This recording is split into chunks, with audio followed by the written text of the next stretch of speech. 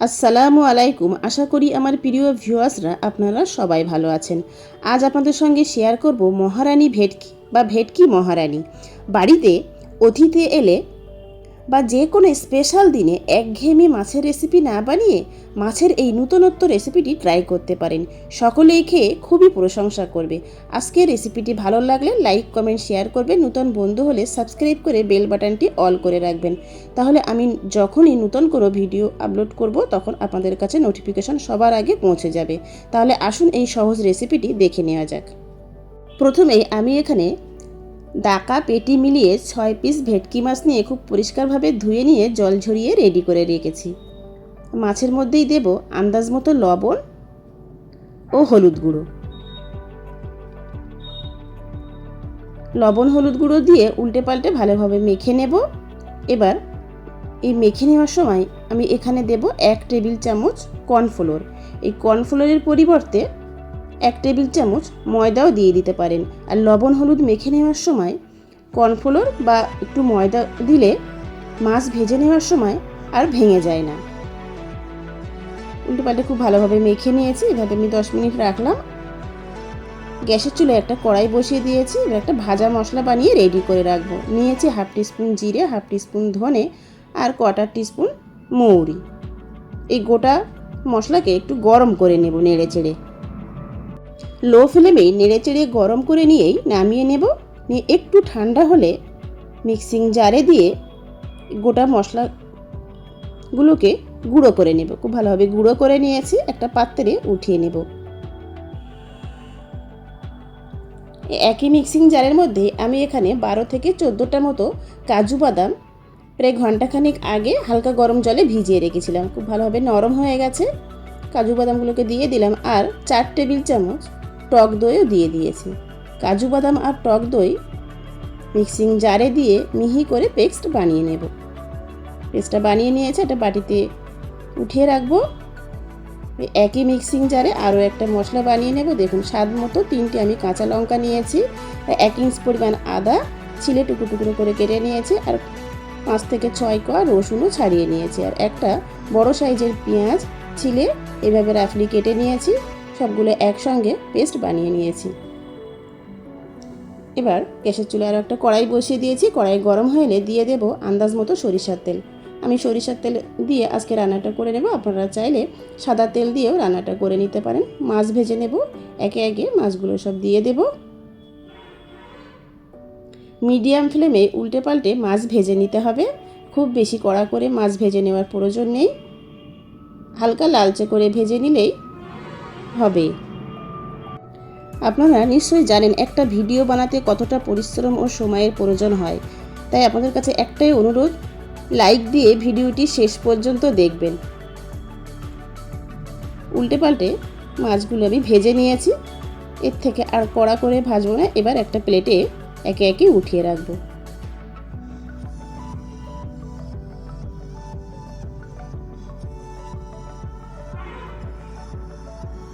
সমস্ত মাছগুলো উঠিয়ে নিয়েছি। মাছ ভেজে নিয়ে যে অবশিষ্ট তেল ছিল সেখান থেকে তেল আমি অল্প একটু কমিয়ে নিয়েছি। ওই একই তেলের মধ্যে আমি দিয়ে দেব 2টো ফাটিয়ে নেওয়া ছোটো এলাচ, ছোটো 1 টুকরো ডালচিনি আর 2টো লং আর 1/4 টিস্পুন মতো গোটা জিরে দিয়ে ফোড়নটাকে কয়েক সেকেন্ড নেড়ে নিলাম। এবার পেঁয়াজ, আদা, রসুন আর কাঁচা লঙ্কার যে পেস্টটা বানিয়েছিলাম সব দিয়ে দিচ্ছি। মিডিয়াম ফ্লেমে কয়েক মিনিট নেড়ে নেব। মোটামুটি আদা, রসুন, কাঁচা পেঁয়াজের গন্ধটা চলে যাওয়া পর্যন্ত এইভাবে আমাদের অনবরত নেড়ে চেড়ে নিতে হবে।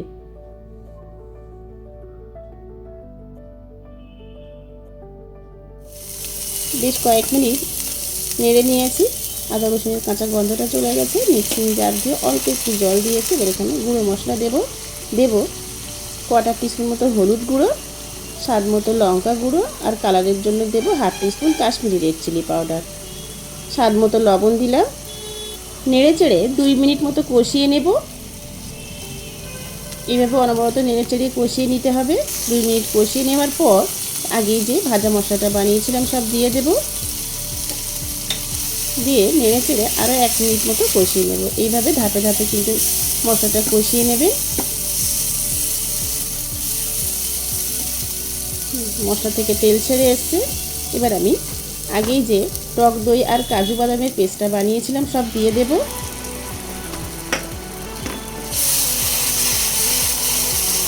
আর লো ফ্লেমেই অনবরত নেড়ে চেড়ে 2 থেকে 2.5 মিনিট মতো কষিয়ে নিতে হবে।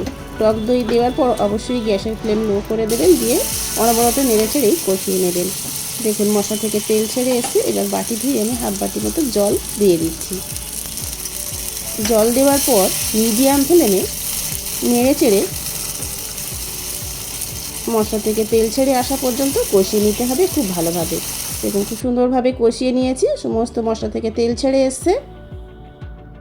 রান্নার টেস্টটাকে ভালো করার জন্য সমস্ত মশলাটাকে খুব ভালোভাবে কষিয়ে নেওয়া খুবই প্রয়োজন। এবার আমি এখানে 1 কাপ মতো লিকুইড দুধ দিয়ে দিচ্ছি। আমি আগেই প্যাকেট লিকুইড দুধ জাল করে রেখেছিলাম, সেখান থেকে আমি মেজারিং কাপের 1 কাপ দুধ দিয়ে দিয়েছি। এবার অনবরত নেড়ে চেড়ে নিয়েছি। নিজেদের আন্দাজ মতো দুধ বাড়িয়ে কমিয়ে দিয়ে দেবেন, যে যেমন গ্রেভি রাখতে পছন্দ করেন সেই অনুযায়ী দুধ দিয়ে দেবেন। মাছগুলো সব একে একে দিয়ে দিচ্ছি। আমি প্যাকেট লিকুইড দুধ দিয়েছি, আপনারা চাইলে এখানে নারকেল দুধ দিয়েও সেমভাবে রান্নাটা করে নিতে পারেন। এবার গ্রেভির মধ্যে খুব ভালোভাবে মাছগুলোকে কোট করে দেব এইভাবে।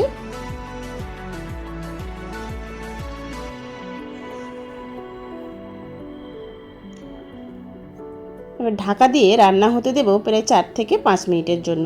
লো ফ্লেমেই রাখবো। 4 মিনিট পর ঢাকা খুলে নিয়ে মাছগুলোকে একে একে উল্টে দেব।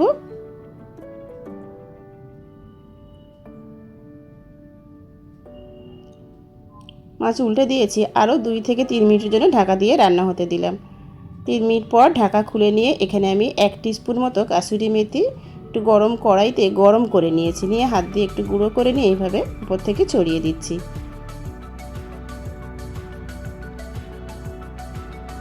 আর হাফ টিস্পুন মতো গরম মশলা গুঁড়ো উপর থেকে এইভাবে ছড়িয়ে দিলাম। আমি কাসুরি মেথি আর গরম মশলার গুঁড়ো দুটোই সব শেষে ছড়িয়ে দিলাম।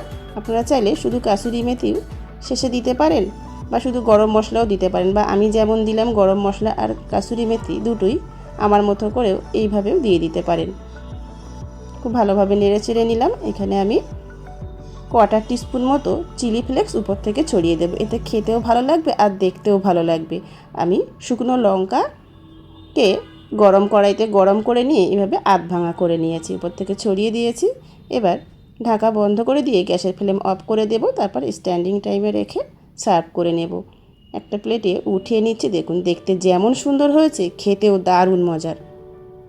Plain rice, fried rice, pulao সব কিছুর সঙ্গেই খেতে দুর্দান্ত ভালো লাগে। আমার মতো করে বাড়িতে অবশ্যই একদিন ট্রাই করে দেখুন, আর ট্রাই করলে কেমন লাগলো কমেন্ট করে অবশ্যই জানাবেন। আমি ভেটকি মাছ দিয়ে বানিয়ে নিয়েছি আজকের ভেটকি মহারানী। আপনারা চাইলে যে কোনো বড় ধরনের মাছ দিয়েই সেমভাবে এই রেসিপিটি বানিয়ে নিতে পারবেন।